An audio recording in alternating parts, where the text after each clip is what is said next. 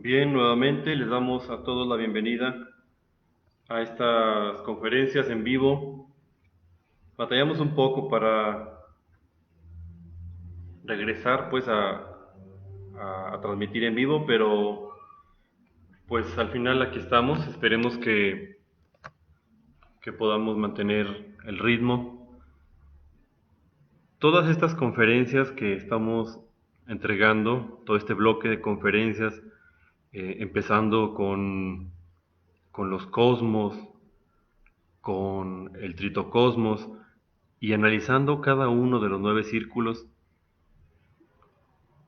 habrá de terminar cuando estudiemos los aspectos de qué es el diablo, de cómo se procesa la vida en función de las leyes de recurrencia, de retorno, el karma, que al final funcionan como un todo. Entonces,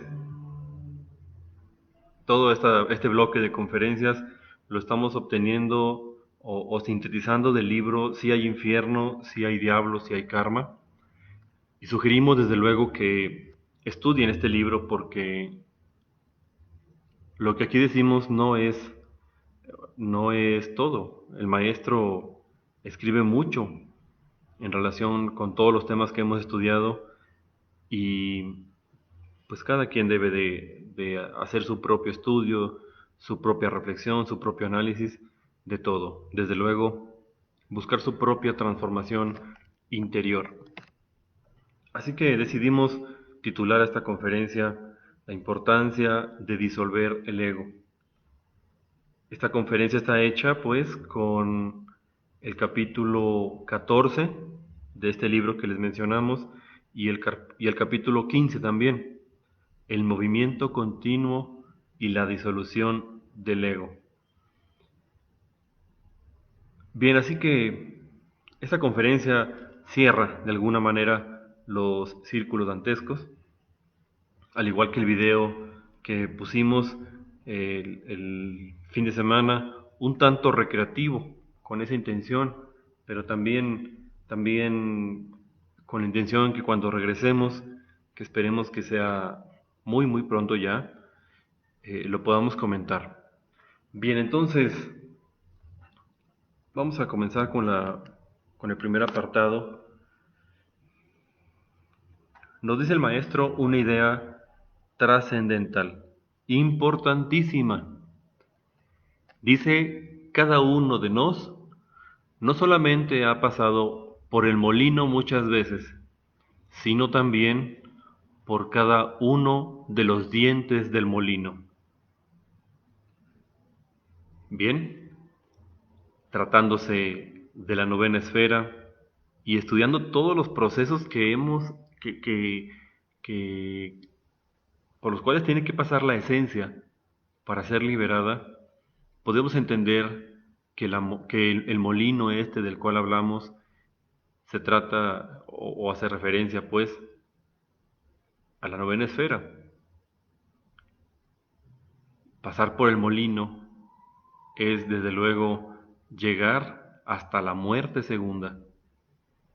Pero dice el maestro, no solamente por el molino, sino que además por cada uno de los dientes, es decir, por cada proceso, por cada fosa de cada círculo, por cada región, por cada parte de cada círculo dantesco. ¿Qué pasa entonces? Pues nos falta memoria. Necesitamos recordar. En este caso, el maestro hace referencia al arcángel Aritón o Jaritón. Nosotros les recomendamos que estudien el libro de naves cósmicas. Más que un libro es como una especie de folleto porque es muy cortito. Pero ahí el maestro habla de dos individuos sagrados, entre ellos el arcángel Jaritón, y menciona pues que ellos tienen la tecnología para manejar estas naves, para hacerlas viajar, en el espacio. Y algo importante que menciona, más allá de los aspectos mecánicos y fenomenológicos, menciona que estas naves se basan en la ley de la caída. ¿Y cuál es la ley de la caída? La ley de gravedad para nuestro mundo físico. Pero allá en las regiones sumergidas, la ley de la caída es esa manifestación de la fuerza que tiende a jalar todo hacia el centro de cada punto de estabilidad. Entiéndase un punto de estabilidad como el centro de cada sol, de cada luna, de cada planeta. ¿Y cuál es el propósito? Esto, purificar, destruir, eliminar todos los agregados para que la esencia salga pura. Pero bien, ¿por qué hacemos esto? ¿Por qué comentamos esto que estamos aquí diciendo? Porque describe en el capítulo 14 de este libro si hay infierno, si hay diablo, si hay karma, a la rueda del ángel Jaritrón o el cilindro. Y dice pues, describiéndola, que su eje está hecho de platino, pero esto se debe entender. Platino, plata. ¿Qué relación tiene la plata? Pues es que la plata es el metal de la luna. Está diciendo entonces que esta ley es una ley mecánica, es una ley lunar, es una ley que expresa pues la materialidad, la mecanicidad.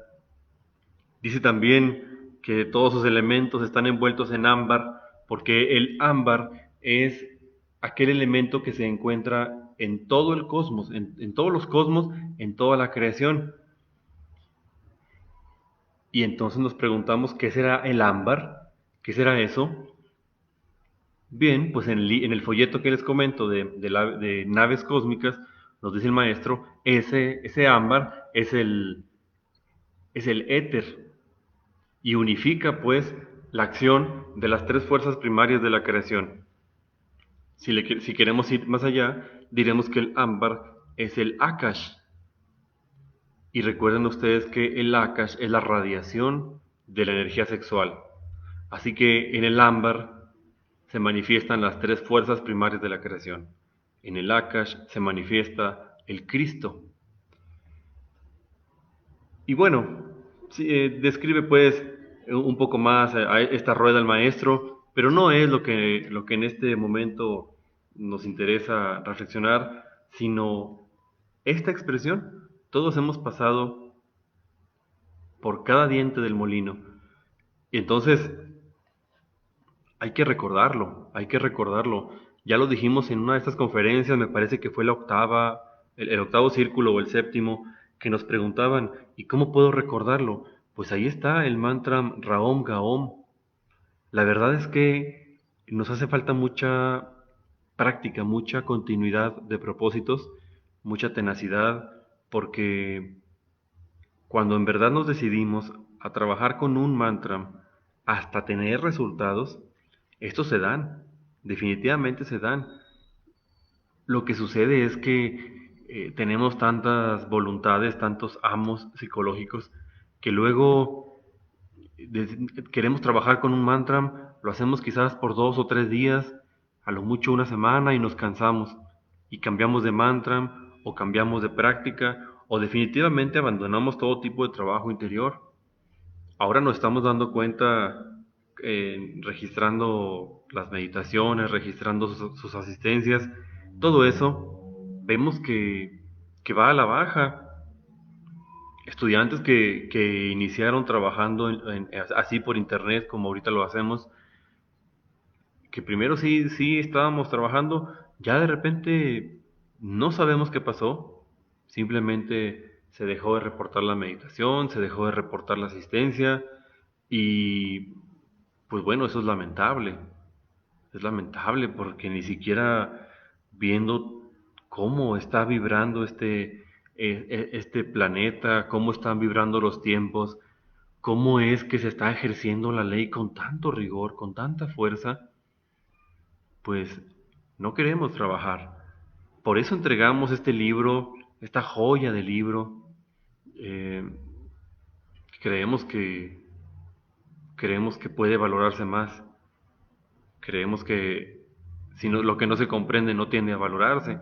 Y si esto no se comprende, estos temas que estamos hablando, pues entonces no se va a llegar a tener esa comprensión profunda de qué estamos haciendo, para qué lo estamos haciendo. Así que aprovecho ahora que hablamos de la necesidad de recordar todo el dolor que hemos vivido con el objeto de ya no regresar a él. Aprovechamos pues esta oportunidad para invitarlos a retomar el trabajo. Bien, vamos a avanzar un poco. Simplemente pusimos esta imagen de un camino muy largo, muy largo, allá que se pierde en el horizonte, precisamente porque nuestra vida no es nuestra existencia. Quizás aquí, en este mundo físico, tenemos un cuerpo de 20 años, 40, 50 años, pero eso nada más es la duración de esta existencia. Antes de eso tuvimos otra y antes otra y otra más. Y el punto vuelve a ser el mismo. Necesitamos recordar. De nada sirve que las personas que nos están escuchando crean o no crean en lo que decimos, crean o no crean en la palabra del venerable maestro Samael Aún Weor. ¿De qué servirá si no se trabaja? ¿De qué servirá si no se recuerda? Hay que recordar. Y conforme nosotros empecemos a recordar toda esa existencia o esa serie de existencias, vamos, toda nuestra vida, y estamos hablando de una órbita más allá del tiempo y del espacio, cuando empecemos a recordar eso, entonces veremos que nuestros problemitas pequeñitos no son lo que creemos, que los asuntitos que tanto nos identifican no son del tamaño en como nuestra mente los insiste en verlos.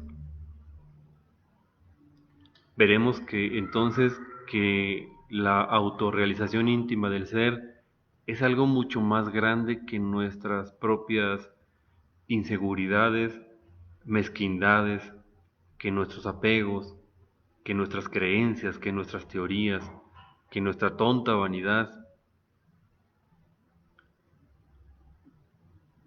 Necesitamos quitarnos esa venda de los ojos, necesitamos despertar y todas estas prácticas que hagamos siempre deben de ir acompañadas de la muerte del yo, porque si el yo está bien vivo, entonces todo lo que veamos lo vamos a ver en función de ese cristal opaco, ¿verdad?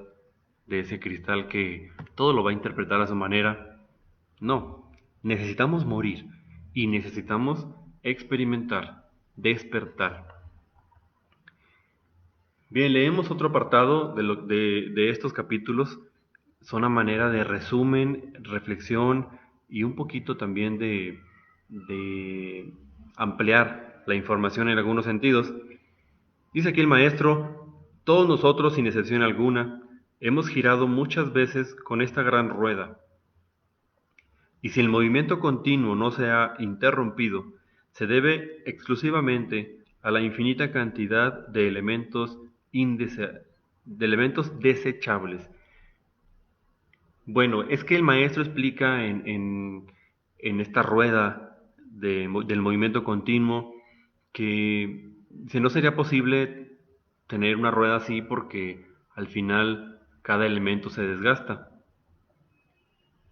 Pero aquí ese elemento desgastable, ese llamémosle combustible de la rueda del samsara, de la rueda del movimiento continuo, son los yoes. La rueda girará mientras existan yoes.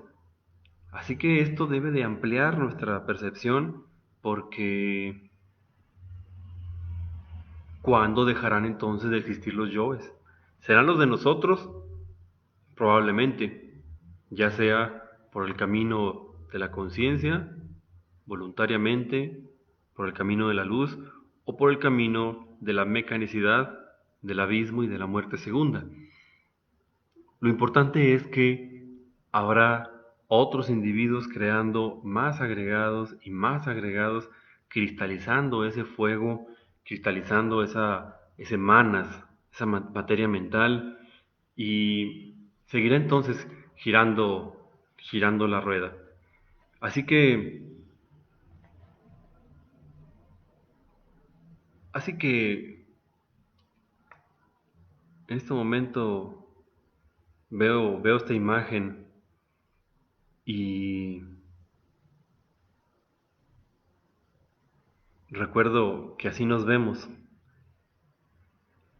Imaginen por un momento en una calle transitada algunas personas que van por ahí caminando, ya sea por la banqueta o detenidos en el aparador de alguna tienda o manejando el coche o dirigiendo la vialidad. Pero imaginen a esta persona así como la imagen, rodeada de muchas personalidades, algunas animalescas, bestiales, algunas muy robustecidas y otras no tanto. Hay yoes incluso amistosos. Al final se tiene que comprender que el yo es algo así como una personalidad, o corrijo, algo así como una entidad que nos hemos encargado de crear y que no necesariamente es de tipo agresiva. O vamos, ya a estas alturas eh, podemos comprendernos si digo que los yoes no son necesariamente malos. Hay yoes malos y hay yoes buenos. Y sin embargo, esos no son conciencia. Por eso nos equivocamos si queremos juzgar al yo, si queremos condenar al yo, porque hay yoes buenos, como aquel que da limosna, o como aquel que va a algún albergue y regala comida, o como aquel que ayuda a un amigo. Y sin embargo, esos yoes buenos están formados por ideas equivocadas, por experiencias equivocadas. Al final es mente en un estado subjetivo. Y ese es el punto, que mientras ese estado subjetivo exista, existirá también en nosotros la subconsciencia y más allá, la infraconsciencia.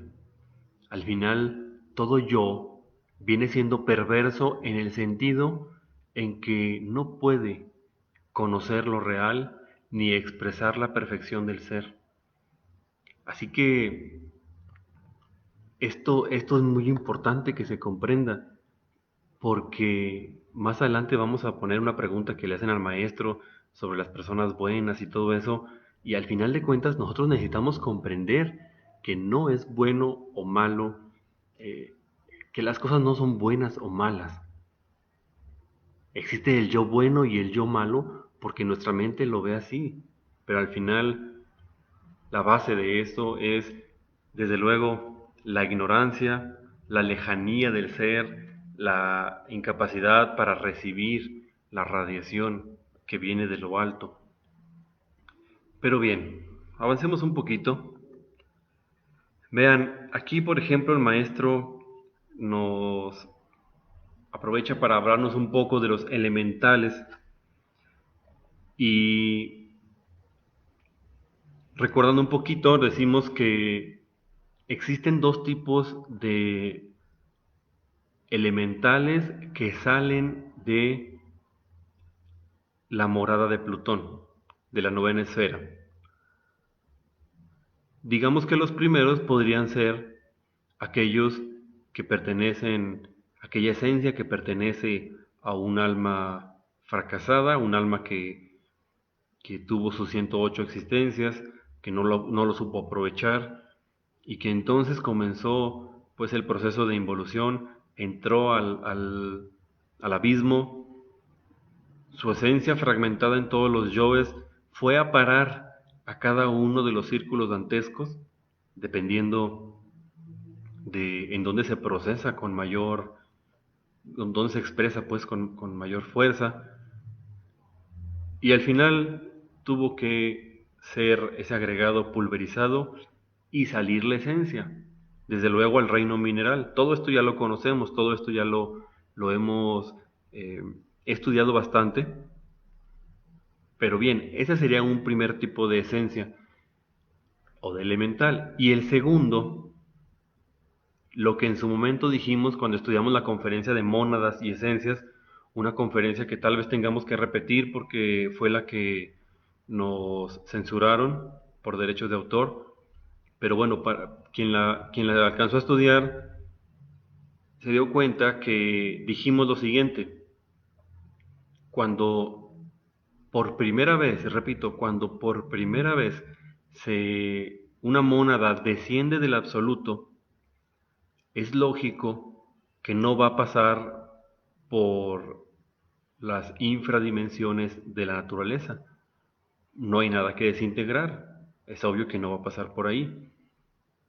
Pero sí sale de la novena esfera.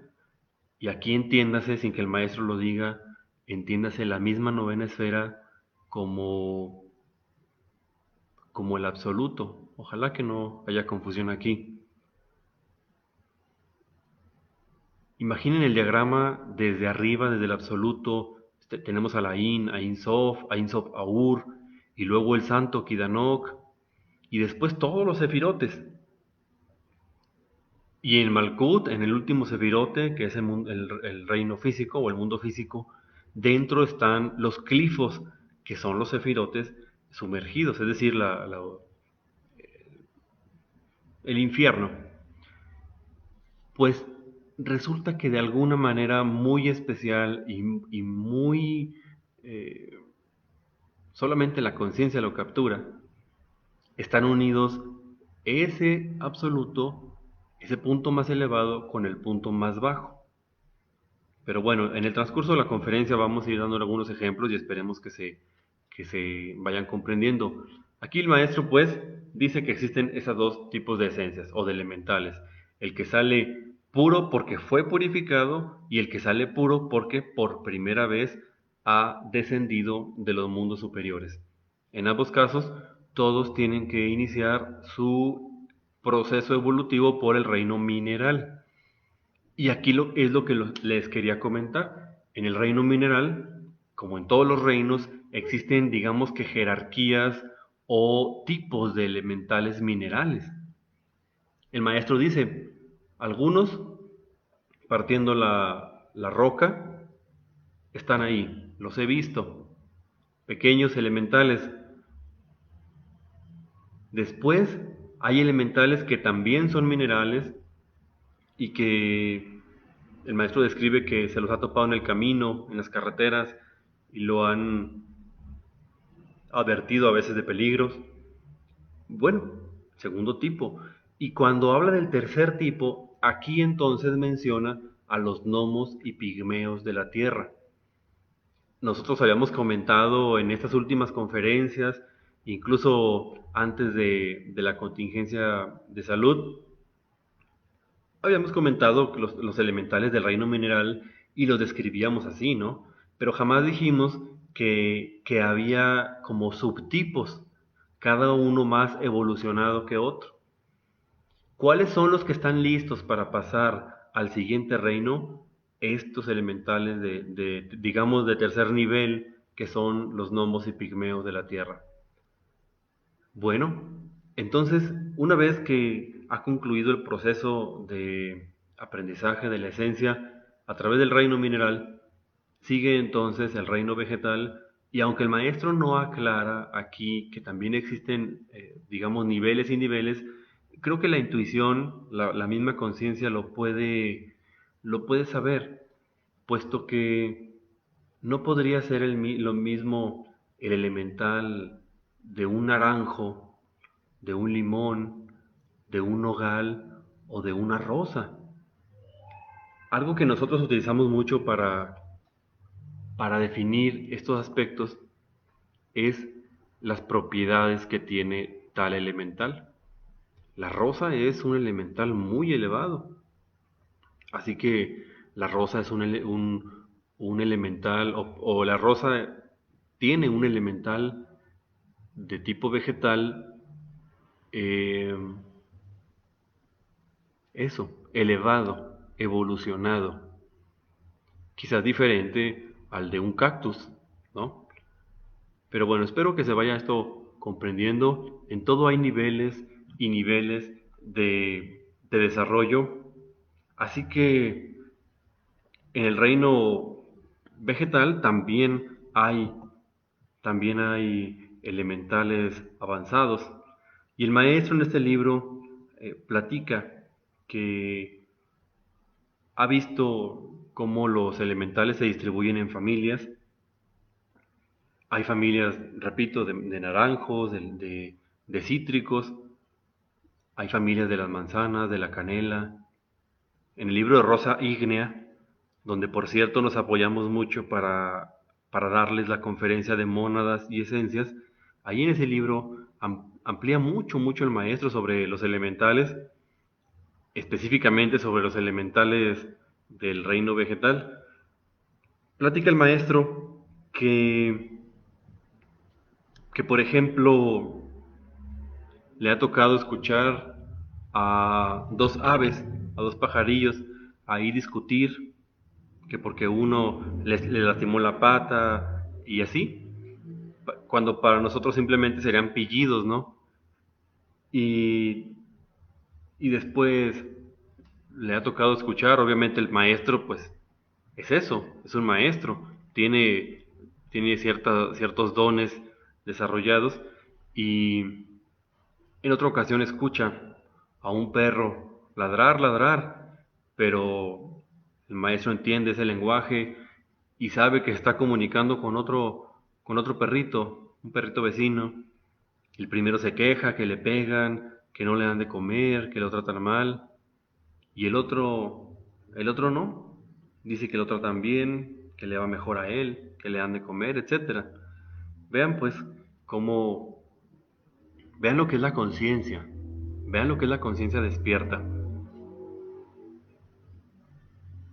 Nos permite ver más allá de este reducidísimo mundo al que estamos acostumbrados, este mundo de televisión y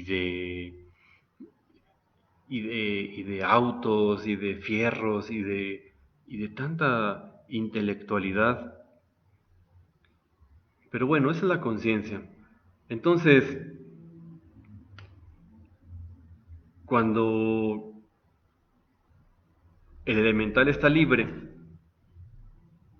el elemental ha sido avanzado, el elemental ha sido evolucionado, estamos hablando del vegetal, pues está listo entonces para entrar al reino animal, este del que les hablábamos, y aquí también hay algo que comentar, muy importante.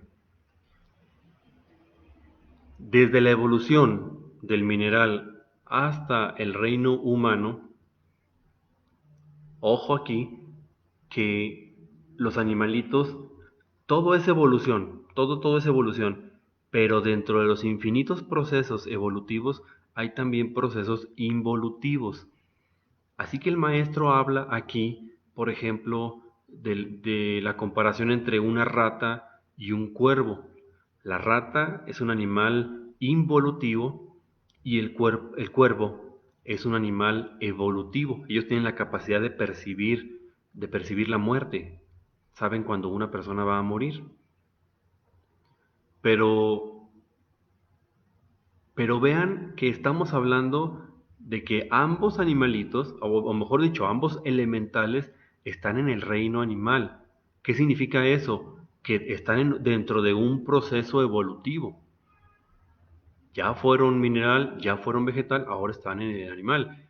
Pero dentro de este proceso ahora animal, uno está en involución y el otro está en evolución. ¿Se fijan? Siempre les voy a compartir algo muy sinceramente. Siempre he tenido esa duda en cuanto a que si las esencias o elementales, que son sinónimos, nada más cambia el tipo de cuerpo que habitan, si las esencias o elementales solamente son animales cuando, cuando están en el proceso de evolución hasta el reino humano. En muchas ocasiones hemos pensado que, que sí, porque del reino humano hacia la muerte segunda, pues se convierten las esencias en demonios, ¿se fijan? Y sin embargo a mí como estudiante me enseñaron que como había animales evolutivos y había animales involutivos, entonces solamente los animales involutivos solamente estaban a la izquierda de la rueda, pues, en el camino que va de humanoide hacia la muerte segunda. Pero si estudiamos muy bien lo que nos dice el maestro, vamos a, pues nos va a surgir esa duda. Al menos en mi mente no está completamente aclarado.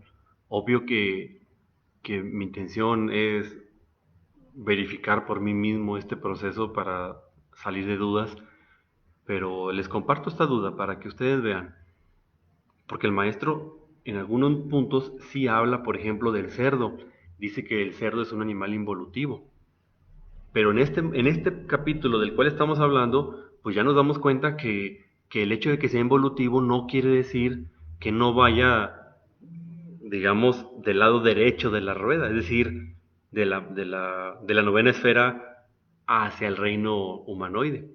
¿Se fijan? O sea, con esto que está diciendo el maestro es cuando nos aclara varios puntos. Y bueno, se los dejamos a ustedes ahí para que lo estudien, para que lo vean. Espero que no haya confusión. Por cierto, aquí, aquí tengo mi celular en la mano y puedo ver la misma conferencia y puedo ver también los comentarios que van surgiendo al respecto. Así que pueden hacer preguntas. Desde luego que a lo mejor hay cierto retraso y, y sus preguntas las voy a ver tarde y las voy a leer tarde, pero, pero aquí tengo pues mi celular en mano. Por si gustan hacer una pregunta, estamos en vivo y ayudamos a responder. Entonces, vean pues estos, este proceso tan interesante. Vamos a avanzar, vamos a leer el siguiente puntito que elegimos para comentar. Dice el maestro, aquellos que quieren autorrealizarse íntimamente con el propósito de evitar el descenso a los mundos infiernos, deben meterse por la senda de la revolución de la conciencia. Esto significa separarse de la rueda del samsara y apartarse completamente de las leyes de la evolución y de la involución. Bueno, vean por qué hemos estudiado con tanto énfasis estas cuestiones del bien y del mal, procesos evolutivos e involutivos. El maestro habla mucho, por ejemplo, de cierto tenebroso, antítesis, por cierto, del maestro Jesús, de el tenebroso Yahvé. Lo describe como un individuo de chispeante intelectualidad que ha hecho de esta rueda del samsara una religión. De modo que hay personas bueno, el maestro practica que se topa en el infierno con una dama y le hace ver la situación en la que está. Le dice que está rumbo a la muerte segunda y ella dice que no le importa. Ella dice que la espera con ansias, que le gustaría pues ya estar en eso de la muerte segunda, para liberarse. Pero bueno, esa es la lógica fatal que también describíamos en algunos momentos de conferencias anteriores. Y tomar en cuenta aquí que todavía hay muchos individuos que suponen que la autorrealización íntima del ser se va a dar por evolución. Ellos piensan que conforme haya una existencia y otra y otra y otra, la esencia se va perfeccionando, y en realidad no es así. Sí hay un fundamento para creer esto. ¿Cuál es ese fundamento?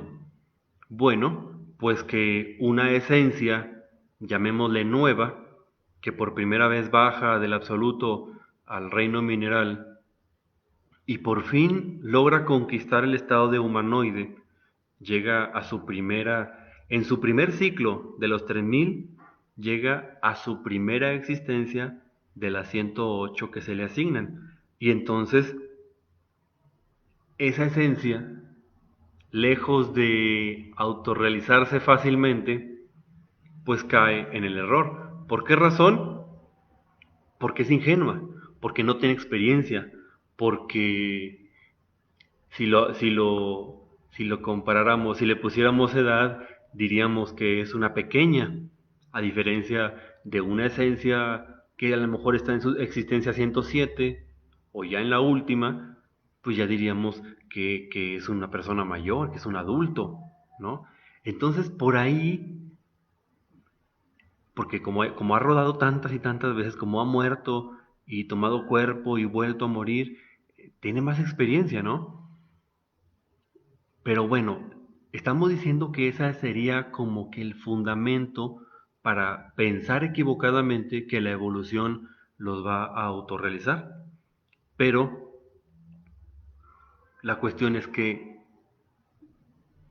hasta cierto punto llega la evolución y entonces, si no se cumplió con la autorrealización, entonces vendrá la involución.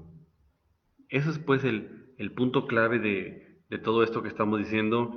Sé que para muchos podrá ser repetitivo, sin embargo nos animamos a hacer esta conferencia porque surgen dudas, porque nos preguntan por aspectos que ya estudiamos, lo cual, lo cual nos parece correcto, porque si no se ha comprendido algo, lo importante es que se vuelva a preguntar una y otra vez, ¿no? Hasta que quede bien. Entonces, aquí son de los procesos voluntarios de eliminación del yo contra los procesos involuntarios de la eliminación del yo. Y quiero hacer referencia a lo siguiente, fíjense. Ya ven que todo es análogo, ya ven que todo tiene correspondencia. Bueno, el maestro dice que al principio, hablando de la muerte del yo, hablando de la eliminación del yo por la vía consciente, dice que al principio tenemos que eliminar las debilidades de humanoide. Fíjense, estado humano. Después debemos de continuar con agregados de tipo animal o bestial. Quitémosle el debemos. Más bien, conforme profundizamos en la técnica de la meditación, vamos encontrando, y de la autoobservación, vamos encontrando y estudiando agregados más pesados, más profundos, y estos son ya de tipo animal. Dice, más tarde hay que trabajar con el hacha de doble filo.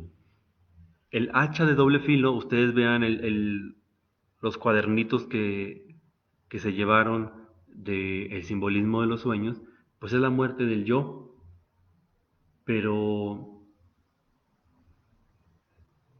la muerte del yo con la alquimia. Total, dice, hay que reducir a polvo los recuerdos vegetaloides de todas las lujurias. Y más adelante, por último, hay que trabajar con las herramientas del labrador. ¿Cuáles son las herramientas del labrador? De los masones, por ejemplo. Pues el cincel de la sabiduría y el martillo de la voluntad. ¿Para qué? Para quebrantar los estados fósiles o mineraloides del yo. Esos que están en lo más profundo del subconsciente. ¿Qué está diciendo? ¿Qué está diciendo el maestro aquí? Que incluso en el trabajo de muerte del ego, el proceso también resulta ser similar a como al proceso pues que la naturaleza o las infradimensiones de la naturaleza hacen para eliminar al yo. ¿Se fijan? Esto es muy interesante. Repetimos esta idea, lo que la naturaleza tiene que hacer con nosotros, con nuestra esencia, con nuestros agregados en el abismo, nosotros lo podemos hacer aquí y ahora. Dice el maestro, si es que en verdad queremos evitar todas las amarguras infernales. Bueno, pues está muy interesante esto. Eh, todo fluye, todo fluye. Bien, avancemos al siguiente apartado. Dice el maestro, en nombre de eso que es la verdad, se hace indispensable decir que yo superior e inferior son dos aspectos del mismo ego y que, por lo tanto, alabar al primero y subestimar al segundo resulta fuera de toda duda algo incongruente. Bien, eso también sirve como una especie de repaso, de reiteración para las ideas más importantes que hemos estudiado, porque aunque parezca increíble, estudiantes nuestros se nos acercan y nos dicen, fíjate que en tal escuela estudié esto del yo y hay un yo superior y un yo inferior. ¿Verdad que el yo inferior es el que conocemos y verdad que el yo superior es el ser? Y definitivamente aquí le decimos que no es así. Y el maestro nos platica dos experiencias que terminan por aclarar esta cuestión. En la primera, el, el maestro nos dice que estaba sumergido en profunda meditación, quería, quería conocer eso, eso que era él. Y entonces dice, observa el abismo y observa un montón de individuos. Por eso el maestro dice, yoes pendencieros y gritones. Constantemente repite esa expresión, que el ego es un conjunto o un enjambre de yoes pendencieros y gritones. ¿Qué es pendenciero? La característica de un pendenciero es que busca pelear, es que busca agredir, que busca siempre estar en conflicto. Entonces, dice que cuando quiso verse como realmente era, comenzó a ver esto. No uno, sino muchos, asqueantes, desde luego, y, y entendió en este punto que, que el yo no es una cosa, sino una multiplicidad, y que no tiene nada de divino. Obviamente, esto se lo muestra su propio ser.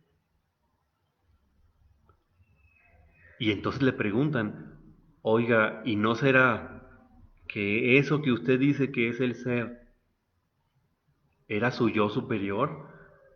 ¿Y no será que su yo superior le mostró su yo inferior o sus yoes? Y vean pues lo que es la mente, ¿eh? Vean lo que es el intelecto, como quiera se las arregla pues para acomodar las cosas de manera que que se quede uno atrapado en este dogma de el yo superior y el yo inferior. Y entonces el maestro es cuando platica otra experiencia y dice, sumergido nuevamente en profunda meditación, quería experimentar lo que es el ser, el verdadero ser. Y bueno, presenció en esos momentos de arrobamiento espiritual, se quiso enfocar en el Maestro Jesús, Jesús el Cristo. Recordemos que todos tenemos esa parte como católica, ¿verdad? Eh, Desde pequeños pensamos en Dios o pensamos en el Cristo y nos imaginamos un hombre crucificado. Entonces, pues el maestro estaba queriendo ver, profundizar sobre la divinidad y pensó en el Maestro Jesús, o enfocó su concentración en el Maestro Jesús. Dice, pude verificar el drama, o mejor dicho, el aspecto, el pacto del bautismo. Me vi en un templo sagrado, siendo Jesús de Nazaret, estando frente al maestro Juan Bautista, y le decía, desnúdate porque te voy a bautizar. Entonces veía pues cómo rociaba un poco de aceite sobre su cabeza y luego agua, todo el proceso pues que representa tal cual el bautismo, pronunciaba algunos mantras y el maestro Samael sorprendido porque en ese instante, digamos que él era el maestro Jesús, regresa de la meditación con esa sorpresa y se pregunta, ¿cómo es posible que yo sea el maestro Jesús?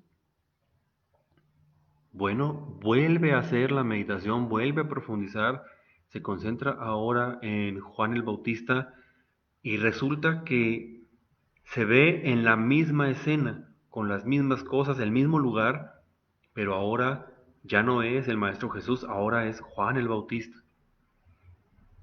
Adquiriendo práctica en todo esto, sigue el Maestro y de pronto se siente ser la planta, la flor, el árbol, el viento, el sol. Se siente siendo el cielo y el ave que lo cruza. Así que al final llega a comprender el maestro lo que es verdaderamente el ser. Y llega a comprender el maestro y nos lo comparte por qué la separatividad es una herejía. El querer separar las cosas como tú o como yo es una herejía, es una falsedad, es algo que nos aleja de la gran realidad y es algo que nos aleja del ser. Estas ideas son muy, muy profundas, ¿eh? En verdad, muy elevadas. Cuando nosotros, repitiendo un poquito el ejemplo de la calle, cuando nos encontramos allá afuera con alguien que va caminando hacia nosotros, ¿acaso lo vemos como que esa persona y mi persona son lo mismo? ¿Verdad que no? Al contrario, nos vemos como completos desconocidos, pero ¿quién, o mejor dicho, qué es eso que nos hace vernos como completos desconocidos? Pues el ego, el ego. Así que no hay tú, no hay yo, somos uno. ¿Por qué el instructor se decide a entregar la enseñanza? Porque el mismo ser quiere que el ser se autorrealice y sabe que entregando luz a los demás está entregando luz al ser de los demás, a cada mónada, a cada chispa, y al final todas las chispas son parte de una sola hoguera que es el eterno Padre cósmico común. Vean qué interesante, ¿eh?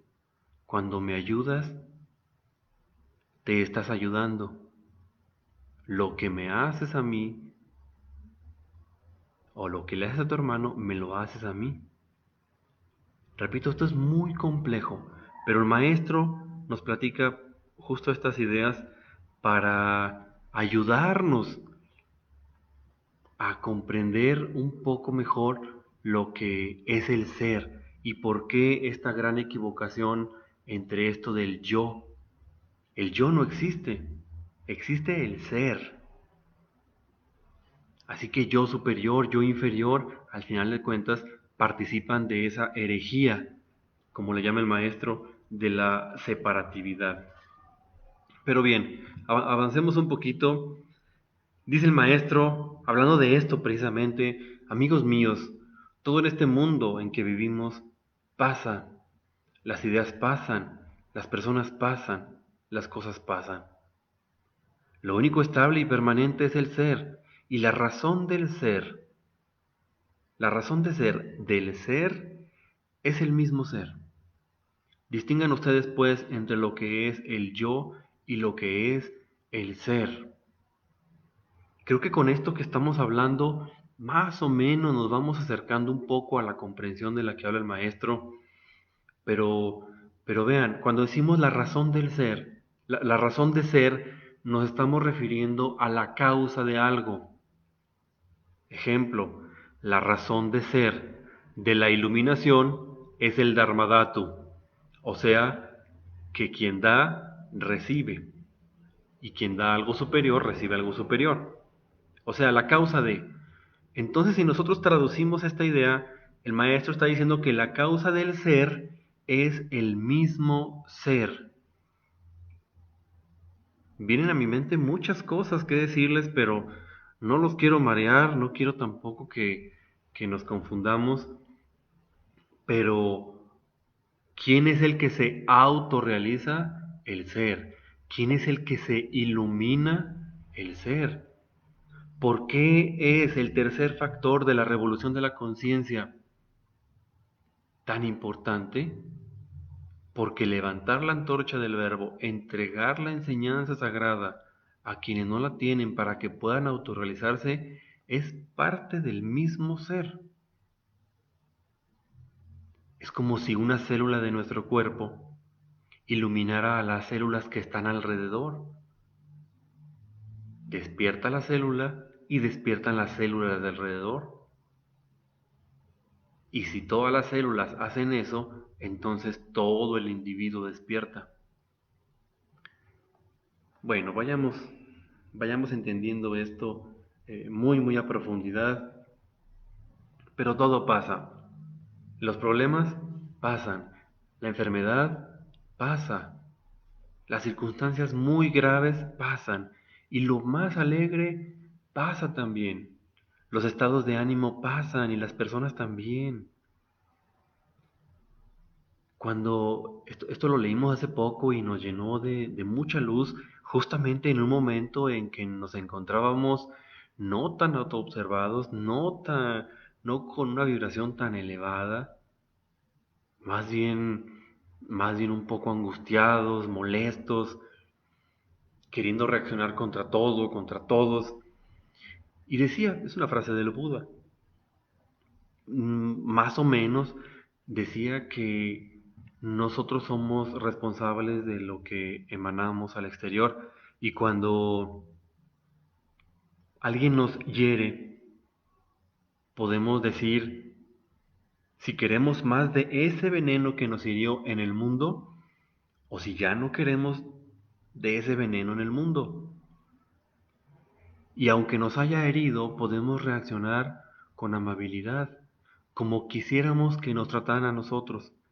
Y eso, nada más por hacer eso, estamos contribuyendo a hacer un mundo mejor, un mundo con menos veneno. Fíjense la lógica del ser y fíjense la lógica del ego. El ego respondería de la misma manera, respondería hiriendo, lastimando. Y entonces, ¿qué haría con el mundo? Lo llenaría de más dolor.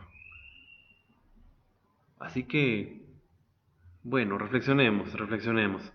Avanzando un poco, nos dice el maestro, todos esos múltiples yoes pendencieros y gritones que en su conjunto forman el mí mismo, el sí mismo, están constituidos por sustancia mental, más o menos condensada. ¿Por qué decimos esto? porque se crean con la mente, se fortalecen con la mente y si nosotros apelamos a un poder superior a la mente, entonces estos pueden ser no solamente comprendidos, sino además desintegrados.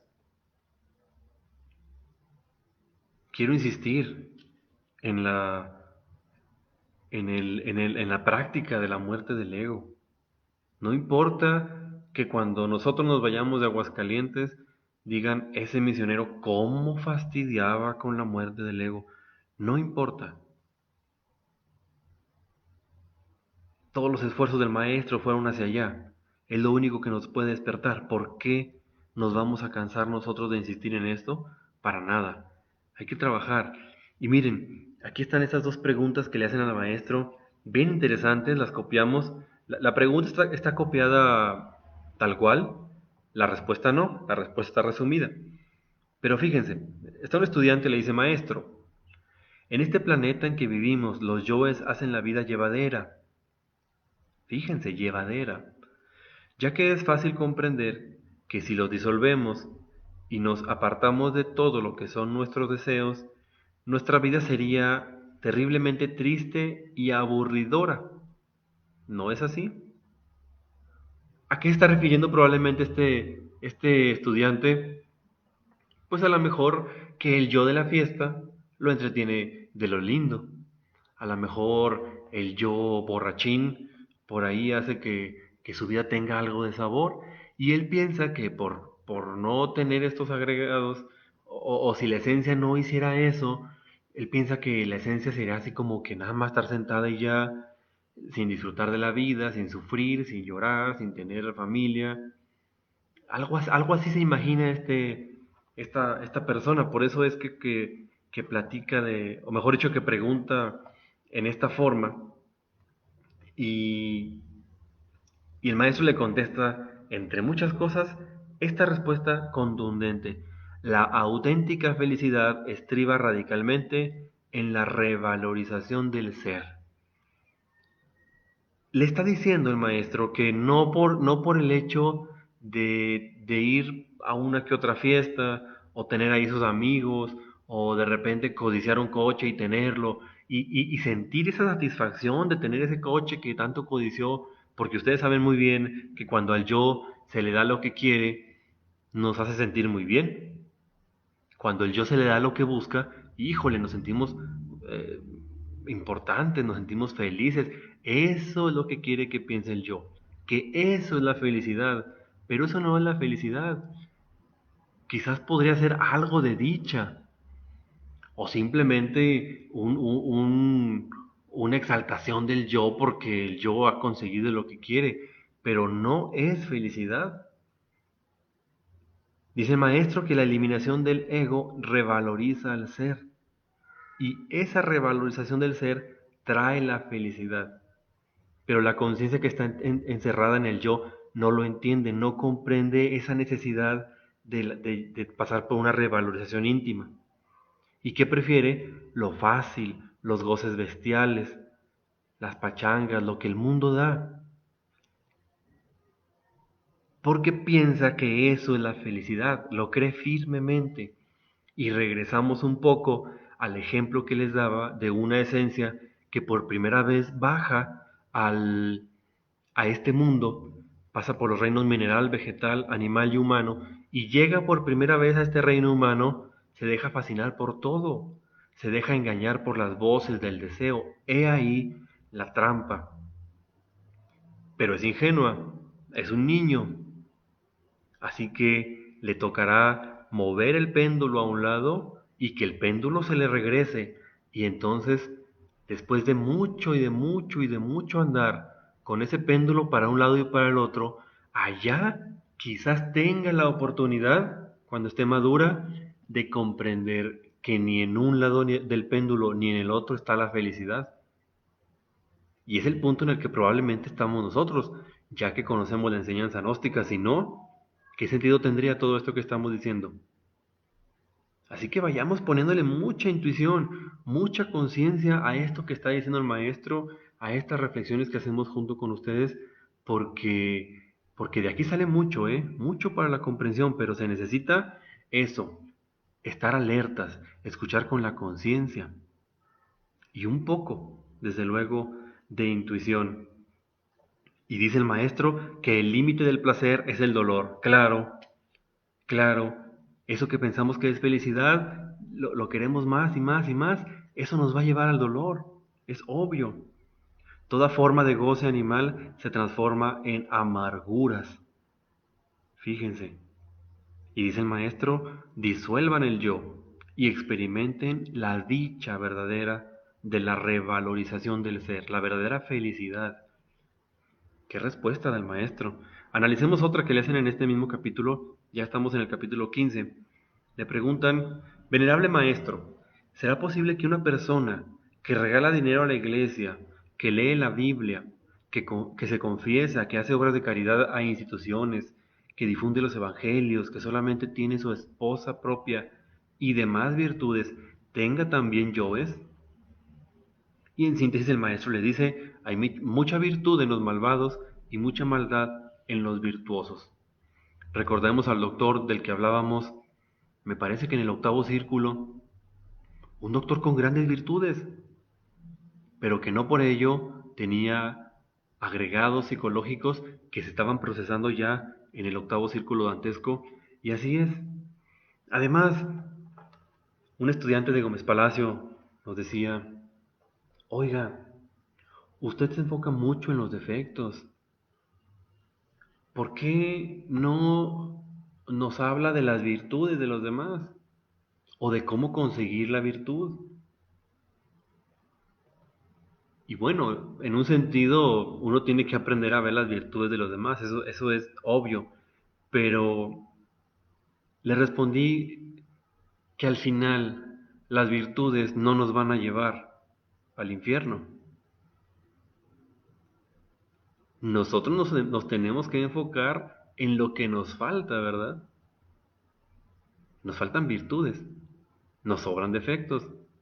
Así que más nos valiera enfocarnos en comprender esos defectos porque justamente, respondiéndole a esta dama, justamente la manera de adquirir una virtud es eliminando el defecto que la mantiene encerrada.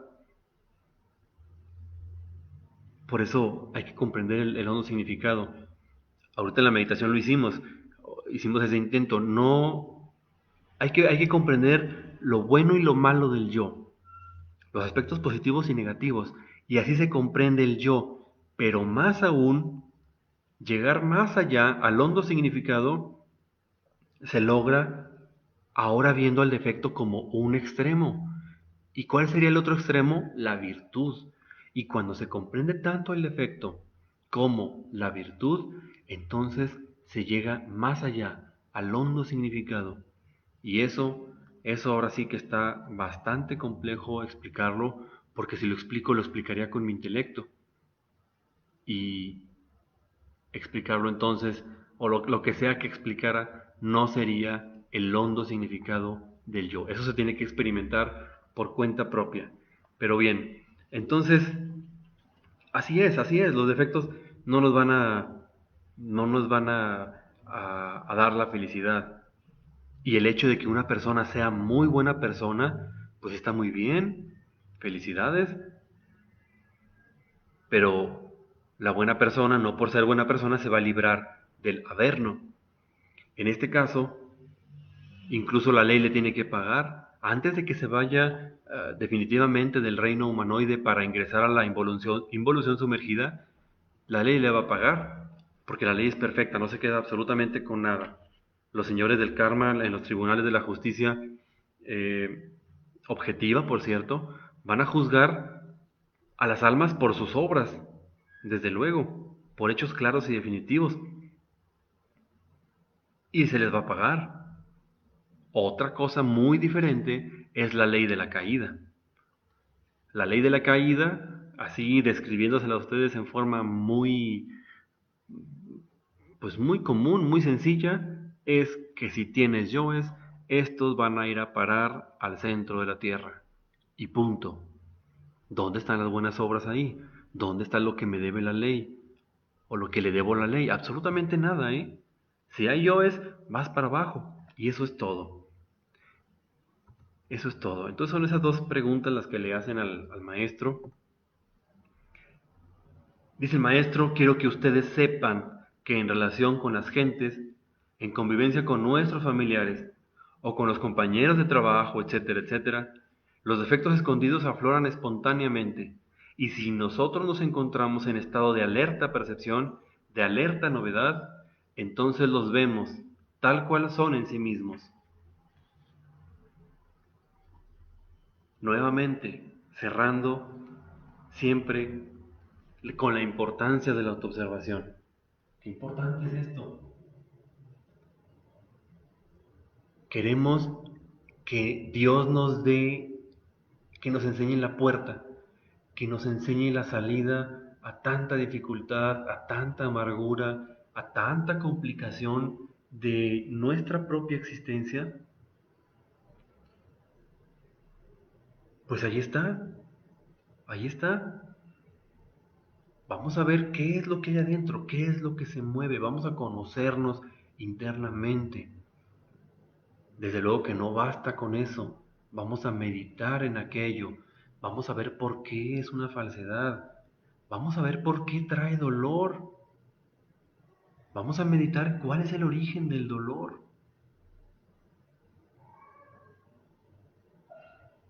Y entonces nos vamos a dar cuenta que es el ego.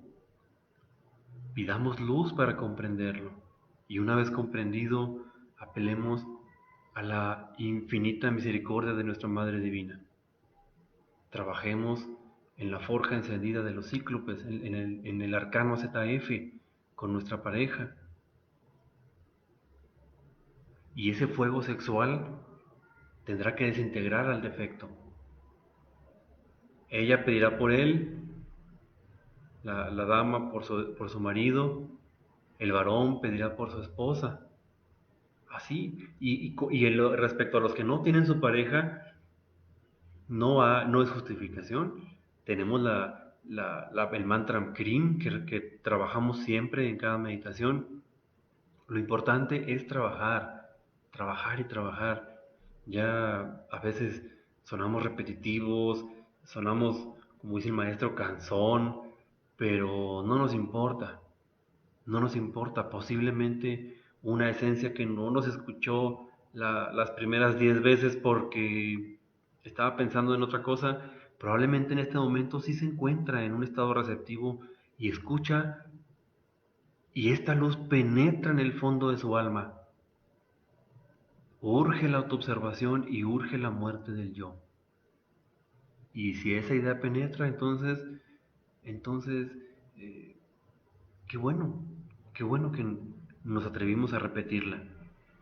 Pero bien, el trabajo es lo único que nos va a sacar de donde estamos. Simplemente repetir esta idea ya para terminar. El límite del placer es el dolor. Así es. Más allá del mucho placer, cuando cruzamos esa delgada línea del placer, viene el dolor. Imaginen ustedes un placer físico, el que ustedes quieran, el comer quizás, el beber, pero cuando ese placer se lleva al extremo, se cruza la línea y entonces ya no es placer, es dolor. Y hablemos del placer emocional. Cuando una persona cree amar a otro y se apega a él y está con él y está junto con él, se apega tanto que al final tiene miedo de perderlo y el placer se convierte en dolor. Y así es, ¿eh? En todos los casos. Así que esto sí, esta frase o esta expresión resume todo el estudio de los círculos dantescos y nos da una idea de fondo de por qué necesitamos morir. Bien, pues hasta aquí estos comentarios. Agradecemos a, a todos ustedes que se han estado se han estado reportando. Por ejemplo, nosotros vemos aquí en este momento 11 personas, 11 conectados. Sabemos que de esos 11 pues algunos son familia, ¿no? Son a lo mejor 3 personas. O, o por ejemplo matrimonios.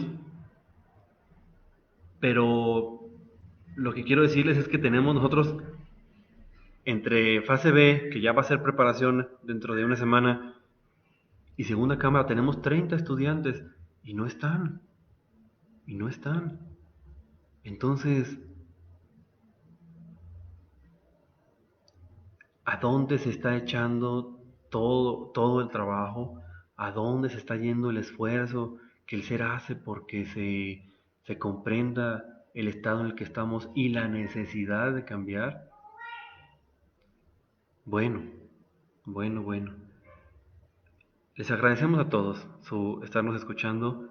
Les agradecemos también que registren su asistencia poniendo un presente. Es importante para nosotros saber cómo va el estudiante porque así los podemos ayudar. Pero, pero hay que hacerlo. Bien, entonces con mucho gusto nos despedimos. Lo esperamos mañana para continuar. La conferencia que nos toca es sobre el Lucifer interior, sobre el diablo, y, y vamos a seguir avanzando. Entonces, los saludamos a todos, que tengan una excelente noche. Paz inverencial.